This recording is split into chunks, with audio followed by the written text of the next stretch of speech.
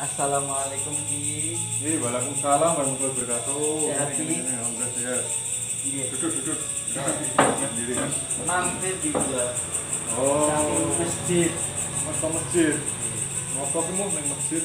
Jadi ku di biasa penyambutan bulan Rajab.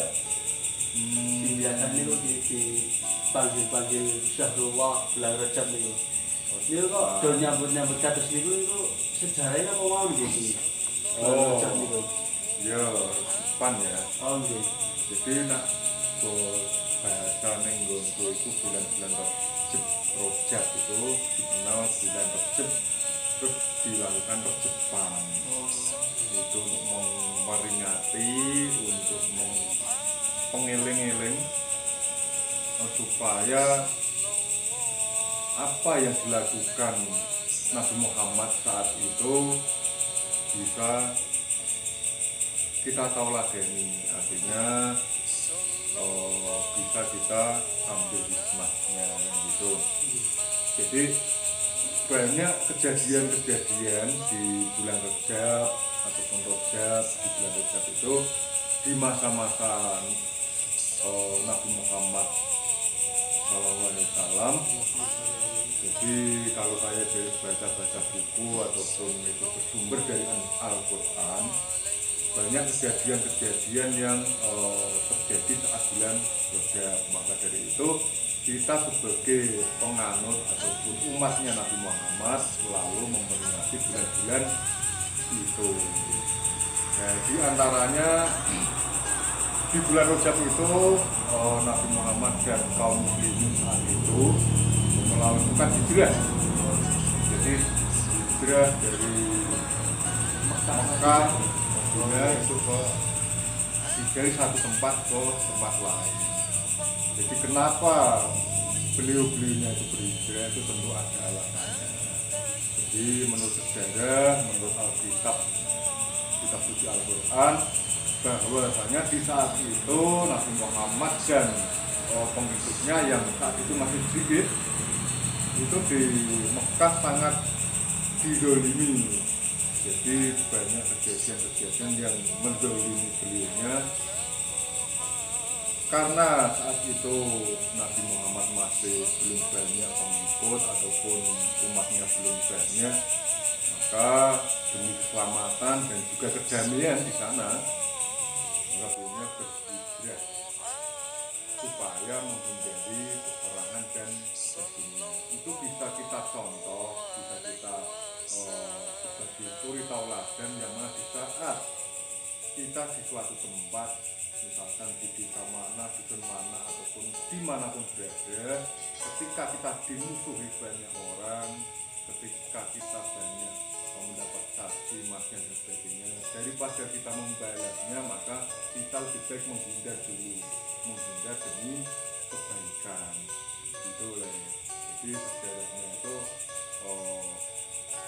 kalau dibayangkan, mungkin kita tidak bisa membayangkan saat itu karena belum lebih dari 1000 orang pengikutnya Nabi Muhammad. Jadi dengan kekuasaan yang dolim maka dilakukan hijrah tadi. Itu disebutkan karena tadi supaya ketika ada orang yang mendolimi kita jangan balas mendolimi, namun kita mengalah saja, minggir, mengasingkan diri ataupun berhijrah cari tempat yang bisa menggantikan kita dan juga untuk hidup yang lebih baik. Itu salah satu kejadian di bulan Rajab. Sebenarnya banyak kejadian. Satu, yang pertama hijrahnya Nabi Muhammad dan kaumnya. Terus yang paling menonjol lagi itu Isra Mi'raj, jadi perjalanan dari satu tempat ke tempat lain sampai ke langit, yang mana dalam perjalanan itu sampai ke langit itu ketemu Gusti itu ya Allah, Tuhan yang Maha Esa. Itu menurut Al-Quran, beliaunya Kanjeng Nabi Muhammad ketemu di sana, dilihatkan neraka dan surga. Jadi betapa pedihnya disiksa dalam neraka, dibakar dan sebagainya.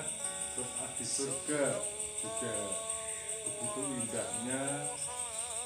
Kalau baca-baca di Al-Quran itu sumbernya Al-Quran, kalau di surga itu banyak bidadari yang mengelilingi, banyak aliran-aliran sungai-sungai yang indah gitu. Jadi itu sebagai gambaran supaya kita sebagai kaum Nabi Muhammad, sebagai manusia hidup di dunia ini, sebagai gambaran ketika kita melakukan kebaikan maka surga balasannya. Jadi kenikmatan yang sudah dilihat oleh beliaunya itu akan membalas kita di akhirat kelak. Nah, ketika kita di dunia itu melakukan kejahatan maka api neraka sudah menunggu. Itulah yang inti sari dari pesan kenapa bulan Rajab lalu diperingati bagi umat Islam, bagi kita semua. Betul ya? Terus apalagi kira-kira yang belum jelas yang perlu dipertanyakan supaya ngaji itu tidak harus satu buku Al-Quran itu dihafalkan atau dibaca terus, tapi yang terpenting satu atau dua ayat itu diejawantahkan, artinya dilakoni. Jadi tidak harus hafal satu Quran tapi tidak bisa melaksanakan apa yang diperintahkan di sini. Lebih baik satu atau dua ayat tapi kita bisa menjalankan itu. Tapi yang lebih bagus lagi, satu Al-Quran bisa kita baca, kita sampai hafal, terus kita juga bisa melakukan apa yang jadi ajaran dalam Al-Quran itu. Tapi di dunia ini ya hanya orang-orang pilihan yang dapat melakukan itu, karena dalam Al-Quran itu banyak sekali pelajaran tentang kehidupan, mungkin tentang kesabaran, keikhlasan, dan lain sebagainya. Itu komplit, itu sebagai pedoman dalam hidup kita. Mana ya Le? Terus apalagi kira-kira yang perlu ditanya?